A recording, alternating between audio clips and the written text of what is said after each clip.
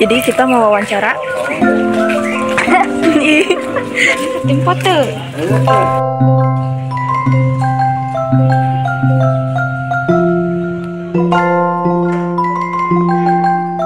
Destia lagi nyusun pertanyaan.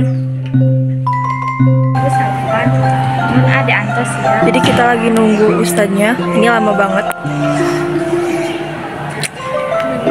Itu membosankan. Betul.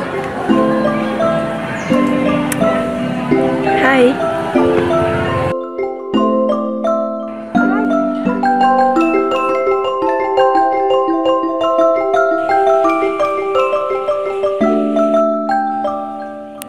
Assalamualaikum warahmatullahi wabarakatuh. Kami dari SMA Surabaya Bakti kelas 12 IPA 1 ingin meneliti sejarah Pondok Pesantren Suralaya dari pelajaran sejarah Indonesia. Sebelumnya, perkenalkan, nama saya Indri Dwi Lestari. Nama saya Destia Maharani. Nama saya Nufti Aulia Rahmadini. Nama saya Ridwan Fauzi. Dan bersama narasumber kami yaitu Ustaz Fikri Haikal. Pertanyaan pertama, kenapa di setiap manaqib di tanggal 11 Hijriah? Kalau untuk pelaksanaan manaqib, jadi manaqib itu adalah amaliyah, salah satu amaliyah yang ada di Thariqah Qadiriyah Naqsabandiyah. Yang amaliyah itu bersifat kontinu dan dilakukan 1 bulan sekali. Kenapa? Pengambilannya di tanggal 11 karena itu bertepatan dengan Watan Syekh Abdul Qadir. Tapi untuk rahasia di balik itu semua, kenapa Abah memilih di tanggal 11, saya juga mungkin kurang tahu.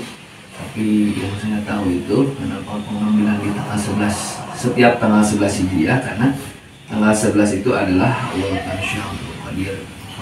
Tuan Syekh Abdul Qadir itu wafat sekitar tanggal 10 dan 11 Muharram. Untuk pertanyaan yang kedua, Allah bimbingan Pondok Pesantren Suralaya. Itu didirikan oleh Abah Sepuh atau yang bernama Abdullah Mubarak bin Muhammad. Beliau mendirikan Pondok Pesantren Suralaya itu pada tanggal 5 September 1905. Jadi beliau itu adalah salah satu ulama yang lahir di Tasikmalaya. Beliau menimba ilmu di Bandung, ilmu fikih, ilmu alat dan lain sebagainya. Lalu beliau meneruskan penimbangan ilmu apalagi tentang tasawuf itu ke Syekh Talha. Lalu sekitar usia beliau 70 tahun beliau dimandatkan Hirqah Mursyidin oleh Syekh Talha, dan beliau itu mendirikan Pondok Pesantren Suralaya sebelum beliau menjadi muslim. Jadi sekitar beberapa tahun setelah mendirikan Pondok Pesantren Suralaya, dan menurut mungkin guru beliau itu Syekh Talha melihat prospek ke depan, masa depan yang cerah yang ada di Pondok Pesantren Suralaya, dan juga ada kesiapan dari batiniah seorang Syekh Abdullah Mubarak bin Muhammad, dan beliau juga diangkat menjadi mursyid Thariqah Qadiriyah Naqsabandiyah. Untuk pertanyaan yang ketiga, pada tanggal berapa berdirinya Pondok Pesantren Suralaya? Tadi sudah disebutkan bahwa berdirinya Pondok Pesantren Suralaya itu tanggal 5 September 1905. Pondok Pesantren Suralaya yang dirintis oleh Abah Sepuh ini pada masa perintisannya mengalami hambatan-hambatan dan rintangan. Boleh diceritakan hambatan dan rintangan apa saja yang dilaluinya? Mungkin banyak sekali rintangan, karena pada masa itu Indonesia belum merdeka, belum terbebas dari penjajahan.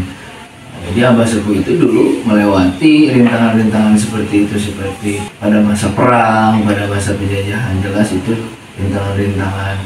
Selain dari itu, banyak kisah yang saya dengar dari berbagai sumber bahwa pada masa itu Abah Sepuh juga sering diremehkan atau sering mendapatkan berbagai konflik atau kontra dari ulama-ulama yang ada di Tasikmalaya. Tapi beliau tidak menjadikan beliau patah semangat atau pesimis dalam mendirikan Pondok Pesantren Surya Raya. Jadi Pondok Pesantren Surya Raya itu karena didirikannya sebelum kemerdekaan Indonesia itu sangat banyak rintangan yang beliau lalui, sehingga Pondok Pesantren Surya Raya itu sampai sekarang masih eksis itu karena dulu mungkin telah terbiasa dengan lalui rintangan atau hambatan yang sangat luar biasa dari zaman penjajahan, zaman DITI, zaman komunis, Partai Komunis Indonesia, karena banyak sekali kan konflik-konflik yang terjadi di Indonesia, atau orang Sunda disebutnya zaman gerombolan gitu. Maka masyarakat di sini pada takut untuk menghadapi DITI itu. Maka Surya Raya berdiri untuk melawan itu pada masa Abah Anom, dan juga pada masa zaman PKI banyak kan ulama-ulama yang diteror pada saat itu zaman PKI itu. Dan sama Abah Sepuh, Abah Anom juga melewati itu semua dengan baik, dengan penuh semangat gitu. Akhirnya Surya Raya walaupun di zaman Abah Sepuh, zaman penjajahan, mendapatkan banyak rintangan, dan juga di zaman Abah Anom banyak sekali rintangan, tapi alhamdulillah bisa melewati itu semua sehingga Surya Raya masih bisa eksis sampai sekarang. Kenapa di Surya Raya tidak ada kotak amal seperti di masjid-masjid lainnya? Nah, ini menjadi hal yang unik ya yang ada di Surya Raya. Salah satunya tidak ada kotak amal di Masjid Surya Raya. Jadi Surya Raya kenapa tidak ada? Karena Surya Raya menyediakan Baitul Mal. Jadi kalau siapa saja yang ingin infak atau sedekah, zakat, silakan datang. Bagi ikhwan, akhwat atau jamaah yang ingin bersedekah, yang ingin beramal atau zakat, silakan ke Baitul Mal saja. Dan ini juga pendidikan gitu. Surya Raya itu adalah salah satu pesantren yang mengajarkan untuk beramal. Mengajarkan untuk beramal juga. Ketika ada tamu ke Surya Raya kan bisa yang makan gitu. Surya Raya itu adalah salah satu tempat pesantren yang menurut saya sangat nyaman gitu, sangat welcome kepada tamunya. Tidak ada kotak amal, silakan ziarah, kasih makan, disambut dengan baik. Terima kasih sebelumnya kepada Pak Ustadz sudah meluangkan waktunya.